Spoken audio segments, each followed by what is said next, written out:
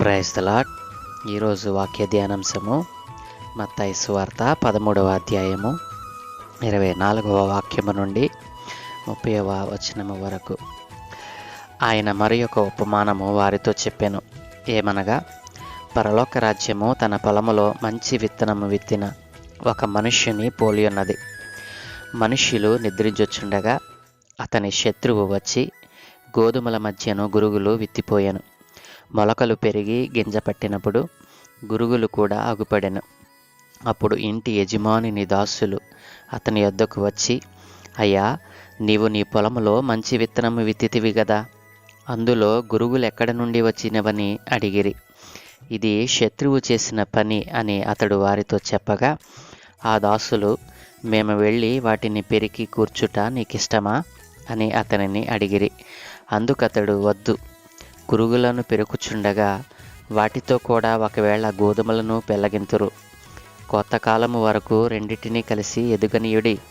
కోతకాలమందు గురుగులను ముందుగా కూర్చి వాటిని కాల్చివేయుటకు కట్టలు కట్టి గోధుమలను నా కొట్టులో చేర్చి పెట్టుడని కోతగండ్రతో చెప్పుదును అనేను.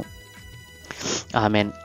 ప్రభువునందు ప్రియ దేవుని చిన్నంగమ, మరొక నూతన దినాన్ని, అలాగుననే మరొక నూతనమైన మాసంలోనికి మనలను ప్రవేశింపడానికి అనుమతిని దయచేసిన ఆ దేవాది దేవునికే మహిమ, ఘనత, ప్రభావములు కలుగునుగాక. ఈరోజు దేవుడు మనకిచ్చినటువంటి ధ్యానాంశములో పరలోక రాజ్యము తన పొలములో మంచి విత్తనము విత్తిన ఒక మనుష్యుని పోలి ఉన్నదని దేవుడు సెలవిచ్చాడు. పరలోక రాజ్యములో చేరాలి అంటే దేవుని యొక్క ఆజ్ఞలను, దేవుని యొక్క మాటను మనం వినాలి. ఇది ప్రతిరోజు దేవుడు మనకు సెలవిస్తున్నటువంటి మాట. పరలోక రాజ్యము సంభవించాలి అంటే, పరలోక రాజ్యములో మనం చేరాలి అంటే ఆయన రాజ్యమును, నీతిని మొదట వెతకాలి. ఇక్కడ చెప్పినటువంటి ఉపమాన భావములు, దేవుడు మంచి విత్తనము విత్తిన ఒక మనుష్యుని పోలి ఉన్నదని చెప్తున్నాడు. పరలోక రాజ్యము తన పొలములో విత్తినటువంటి మంచి విత్తనమును పోలిన ఒక మనుష్యుని పోలి ఉన్నది. ఆ మనుష్యుడు తన పొలంలో మంచి విత్తనాలనే విత్తాడు. కానీ ఆ విత్తనాలలో అతని శత్రువైనటువంటి వాడు వచ్చి ఆ మంచి విత్తనములైనటువంటి గోధుమల మధ్య గురుగులను విత్తిపోయాడు. గురుగులు అనగా ఈ లోక సంబంధులు, దుష్టిని సంబంధులు. ఈ ఉపమానం యొక్క భావమును యేసుక్రీస్తు ప్రభులు వారు తెలియచేస్తూ అన్నారు కదా, మంచి విత్తనము విత్తువాడు మనుష్య కుమారుడు అంటే యేసుక్రీస్తు ప్రభుల వారు. ఇక్కడ మంచి విత్తనము విత్తినటువంటి వ్యక్తి ఎవరో తెలుసా? యేసుక్రీస్తు ప్రభుల వారు. పొలము అనేది ఈ లోకమునకు సాదృశ్యము. పొలము అనేది ఈ లోకమునకు సాదృశ్యము. మంచి విత్తనములు అనగా రాజ్య సంబంధులు, పరలోకమునకు సంబంధించినటువంటి నీవును నేనును. గురుగులు దుష్టిని సంబంధులు. గురుగులు అనగా అపవాది సంబంధులు. వాటిని విత్తినటువంటి శత్రువు అపవాది. కోత అనేది యుగ సమాప్తి. నా ప్రియ దేవుని జనాంగమా, ఆలకించారు కదూ. ఇక్కడ మంచి విత్తనము విత్తువాడు యేసుక్రీస్తు ప్రభు అయినప్పుడు, పొలము లోకముతో పోల్చినప్పుడు మంచి విత్తనములు ఈ లోకములో ఉన్నటువంటి దేవుని యొక్క బిడ్డలని, గురుగులు దుష్టిని సంబంధులు అని, వాటిని విత్తినటువంటి శత్రువు అపవాది అని, కోత సమయమందు, కోత అనేటువంటిది యుగ సమాప్తి అని, కోత కోయువారు దేవదూతలు అని దేవుడు ఈ యొక్క ఉపమానం యొక్క భావాన్ని తెలియచేసి ఉన్నారు. కాబట్టి నా ప్రియ దేవుని జనాంగమా, యేసుక్రీస్తు ప్రభుల వారు ప్రేమామయుడై ఉండి, కరుణామయుడై ఉండి, మనలను ప్రతినిత్యము కాపాడుతూ ఉండి, మనం చేసేటువంటి ప్రతి పనిని కూడా ఆయన ఆజ్ఞ లేకుండా మనము చేసినప్పటికీ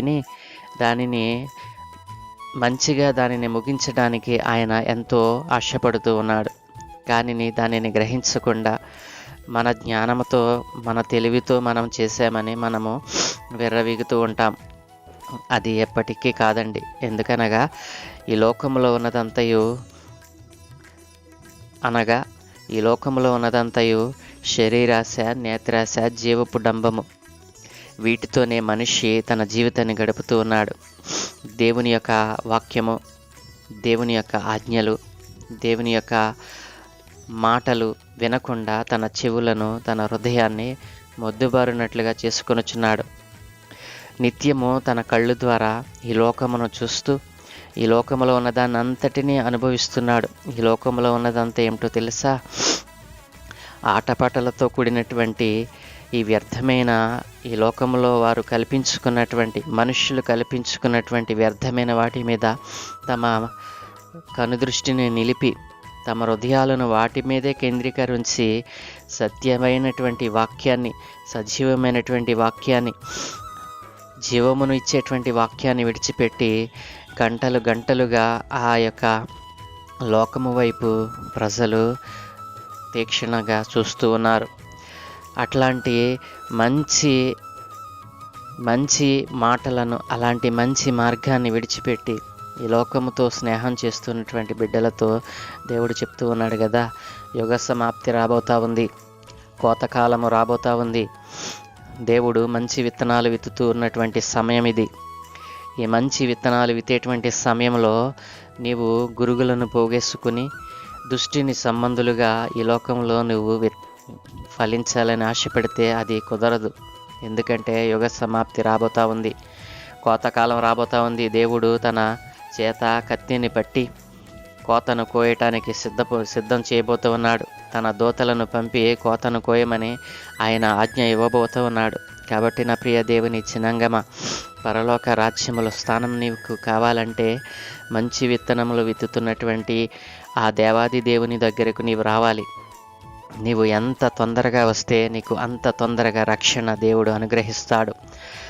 యుగ సమాప్తి యందు కోతకాలమందు దేవుడు నిన్ను మంచి కొట్లలోనికి నింపుతాడు. పరలోకమైనటువంటి ఆ బంగార పట్టణంలోనికి నిన్ను చేర్చుకుంటాడు. కాబట్టి నా ప్రియ దేవుని జనాంగమా, ఈ లోకములో మంచి విత్తనము విత్తుతున్నటువంటి సమయమున నీవు ఈ లోక సంబంధమైనటువంటి ఆటపాటల చేత, ఈ లోక సంబంధమైనటువంటి కార్యముల చేత నీవు అలసిపోతూ ఉన్నావా? ధనము పరిగెడుతున్నావా? ధనము శాశ్వతము కాదని దేవుడే చెప్పాడు కదూ. ధనము కోసమో, ఈ లోకంలో ఉన్నటువంటి భోగముల కోసమో నీవు ప్రయాసపడుతున్నావా? అవన్నీ వ్యర్థమని దేవుడు చెప్పాడు కదూ. మరి ఏది నిలుస్తుంది అనంటే దేవుని వాక్యము పట్ల నీవు నిబద్ధత కలిగి ఉండాలి. దేవుని వాక్యం పట్ల నీవు నిరీక్షణ కలిగి ఉండాలి. దేవుని మాట పట్ల నీవు శ్రద్ధ కలిగి ఉండాలి.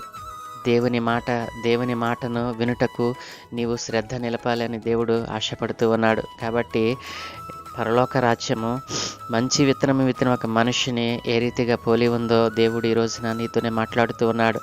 నీవు మంచి మనిషిగా, మంచి విత్తనముగా విత్తబడి 100 60 30 ఫలించాలని ఆశపడుతూ ఉన్నావా?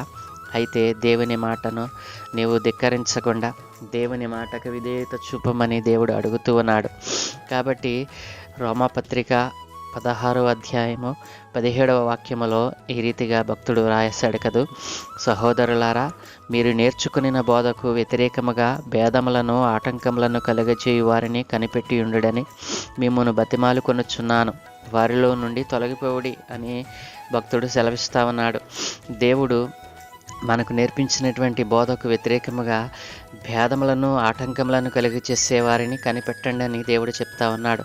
ఈ లోకంలో దేవుని మాటను వక్రీకరిస్తూ దేవుని మాటను మంచిగా బోధిస్తున్న వారిని వ్యతిరేకిస్తూ భేదములను కలుగు చేస్తున్నటువంటి వారితో మీరు సాంగత్యం చేయవద్దు.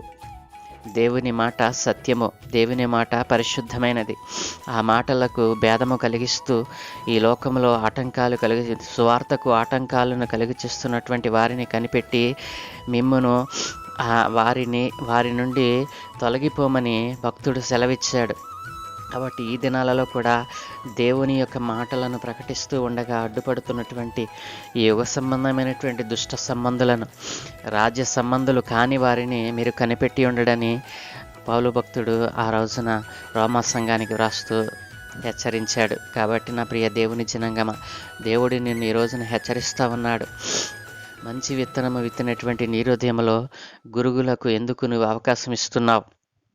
నీకు పరలోక రాజ్యము కావాలంటే దుష్ట సంబంధమైనటువంటి ఈ లోక సంబంధమైన శరీర కార్యాలను విసర్జించాలి. దేవుని యొక్క కార్యాలను నీ హృదయంలోనికి ఈ రోజుని ఆరంభించు. దేవుని కార్యాలు అనగా మంచితనము, దయాళుత్వము, ప్రేమ, కరుణ, ఇతరుల పట్ల జాలి, ఇవన్నీ కూడా దేవుని యొక్క లక్షణాలు. ఆయన నీకు చూపాడు కదూ. ఆయన నీకు చూపినటువంటి ఆ ప్రేమ, ఆ దయ, ఆ కరుణను ఇతరులకు నీవెందుకు చూపవు? ఈ లోకముతో స్నేహం చేసి నీవు వాటన్నిటినీ, దేవుని లక్షణాలను దూరం చేసుకుంటున్నావెందుకు? పరలోక రాజ్యము వద్దా? ఆయన కోతకాలము సమీపించి ఉన్నది. తన దూతలను పంపి ఆయన కోత కోయబోతున్నాడు. కాబట్టి నీవు విడవబడితే అగ్నికి ఆహుతైపోతావు. పనికిరానిటువంటి ఆ గురుగులను ఆయన కోతకాలమందు ముందుగా సమకూరుస్తాడు. వాటిని కాల్చివేయుటకు కట్టెలు కట్టి వాటిని అగ్నిలో మార్చివేస్తాడు. కాబట్టి నా ప్రియ దేవుని జనాంగమా, పరలోక రాజ్యములో చేరాలి అంటే నీవు మంచి విత్తనము విత్తుతున్నటువంటి ఆ దేవుని దగ్గరకు రావాలి. ఆ దేవుని మాటలు వినాలి. ఈ లోక సంబంధమైన మాటలను విడిచిపెట్టి నీ చెవులను ఆయన వాక్యమునకు నీవు విచ్చినట్లయితే ఆయన నీ హృదయములోనికి వచ్చి నీలో నూతన కార్యము జరిగించి ఆ పరలోక రాజ్యములో చేర్చుటకు ఆయన ఇష్టపడుతూ ఉన్నాడు. కాబట్టి మనిషి కుమారుడు తన దూతలను పంపును. వారు ఆయన రాజ్యముల నుండి ఆటంకములకు సకలమైన వాటిని, దుర్నీతి పరులను సమకూర్చి అగ్నిగుండములో పడవేదురు. అక్కడ ఏడుపును, పండ్లు కొరుకుటయును ఉండును. అప్పుడు నీతిమంతులు తమ తండ్రి రాజ్యములో సూర్యుని వలె తేజరిల్లుదురు. చెవులు గలవాడు వినుగాక అని దేవుడు హెచ్చరిస్తూ ఉన్నాడు. నా ప్రియ దేవుని జనాంగమా, ఈ రోజున దేవుడు నిన్నే హెచ్చరిస్తూ ఉన్నాడు. మనిషి కుమారుడు తన దూతలను పంపేటువంటి దినాలు ప్రారంభమయ్యాయి. వారు ఆయన రాజ్యములో నుండి ఆటంకములకు సకలమైన వాటిని, దుర్నీతి పరులను సమకూర్చి, దుర్నీతి పరులు అనగా దేవుని మాటను విననటువంటి జనాంగాన్ని ఆయన సమకూర్చనై ఉన్నాడు. సకలమైన వాటిని, దుర్నీతి పరులను సమకూర్చి అగ్నిగుండంలో పడవేస్తారు. అక్కడ ఏడుపును, పండ్లు కొరుకుటయు తప్ప మరొకటి లభించదు. అప్పుడు నీతిమంతులైనటువంటి వారు తమ తండ్రి రాజ్యములో సూర్యుని వలె తేజరిల్లుతారు. కాబట్టి నా ప్రియ దేవుని జనాంగమా, సూర్యుని వలె దేవుని రాజ్యములో ప్రకాశించాలని ఆశపడుతూ ఉన్నావా? అగ్నిగుండములో దుర్నీతి పరుల మధ్య ఏడుపును, పండ్లు కొరుకుటయు చేస్తూ అలాహలము చేయాలని ఆశపడుతున్నావా? నీకు ఏది కావాలి? ఈ రోజున దేవుడు అడుగుతూ ఉన్నాడు. పరలోక రాజ్యమా, అగ్నిగుండమా? నీవే నిర్ణయం చేయమని దేవుడు అడుగుతూ ఉన్నాడు. ప్రేమ కలిగినటువంటి దేవుడు ఇప్పుడైనను నా యొద్దకు రమ్మని ఆయన చేతులు చాచుచూ ఉన్నాడు. నిజమైన దేవునిని గుర్తించి, నిజమైన దేవుడు యేసుక్రీస్తు ప్రభుల వారేనని, ఈ లోకములో ఉన్నటువంటి ఏ నామమున రక్షణ కలుగుదని, ఏ నామము మనలను రక్షించదని, ఆ యుగ సమాప్తిలో జరిగేటువంటి ఆ చెడ్డ కార్యాలు, ఆ భయంకర దినాలను నీవు అనుభవించాలంటే నీకు సాలదు. చిన్న సమస్య వస్తేనే నీవు హడలిపోతావే. అగ్ని గుండము లాంటి వడగండ్లు, ఆకాశము నుండి నక్షత్రాలు రాలి నీ మీద పడుతూ ఉంటే నీవు ఎలాగూ బ్రతకగలవు? ఒక్కొక్క నక్షత్రం యొక్క పరిమాణం ఎంతో తెలుసా? ఒక్కొక్క నక్షత్రము ఈ భూమి అంత పరిమాణం కలిగినటువంటిది. నీ మీద పడితే నువ్వు బ్రతకగలవా? భయంకరమైన దినాలు రాబోతా ఉన్నాయి. కాబట్టి నా ప్రియ దేవుని జనాంగమా, మీరు తెలుసుకున్నటువంటి సత్యాన్ని ఇతరులకు తెలియచేయండి. యుగ సమాప్తి రాబోతా ఉంది. దేవుడు తన కోతకాలమును ముగించనై ఉన్నాడు. కోత కోయుటకైనా తన చేత కత్తిని పట్టి ఉన్నాడు. కత్తి నశింప చేయటానికి కాదు, మనలను రక్షించి తండ్రి రాజ్యములో చేర్చడానికి. ఆలోచన చేయండి. ఎప్పుడైనా ఆలోచన చేసి ఈ చిన్న ప్రార్థన చేయండి.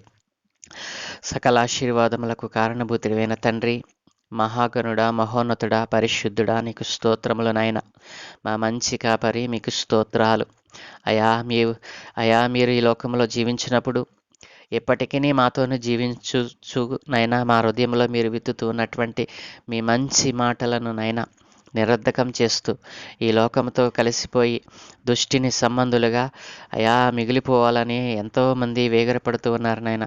అలాంటి వారందరినీ మీ చేతులకు దగ్గర తెస్తూ ఉన్నాను, మీ పాదాల చెంతకు తెస్తూ ఉన్నాను నాయన. వారందరూ ఇదిగో నీ మాటలు విన్నారు. ఇదిగో ఎందరో నైనా ఎన్నోసార్లు నైనా ఈ మాటలు విన్నారు తప్ప గ్రహింపలేని మనస్సుతో బ్రతుకుతున్నారు నాయన. ఈ రోజైనా నాయన నీ మాటలు యందు నాయన వారి విశ్వాసముంచి నీ మాటలను గ్రహించి ఇదిగో యుగ సమాప్తి అనేటువంటిది ఒకటి ఉందని, ఆ కాలమున జరిగేటువంటి అనేక విషయాలను ఆ రోజుననే నాయన 2000 సంవత్సరాలకు పూర్వమే మీరు తెలియచేశారు నాయన. అయినప్పటికీ ఇప్పటికీ కూడా నాయన ఇదిగో నీ ప్రజలైన వారు దానిని గ్రహించకుండా వారి మనసులు నాయనా ఇదిగో తండ్రి బండబారిపోయి ఉన్నాయి తండ్రి.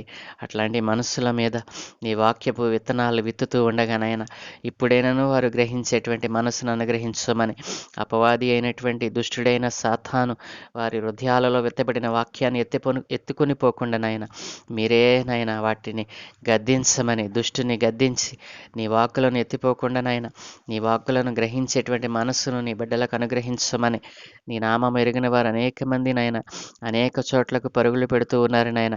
అనేకమైన వాటి మీద మనస్సు పెట్టుచున్నారు తండ్రి. నిజమైన దేవుడవని పిలిస్తే పలికేవాడవు. అయినా ఇదిగో తండ్రి అని పిలిస్తే నేనున్నాను కుమారుడా అనేటువంటి ఆ స్వరము వినేటువంటి నిన్ను విడిచిపెట్టి నాయన ఈ లోకముతో స్నేహం చేస్తూ ఉన్నారు నాయన. అయా నీ వాక్యమును చదివి నీ వాక్యమును ధ్యానించుట చేతనే, నీ వాక్యమును నోటితో పలుకుట చేతనే నీకు స్వస్థత కలుగుతుందని నీ వాక్యము ద్వారా సెలవిచ్చావు నాయన.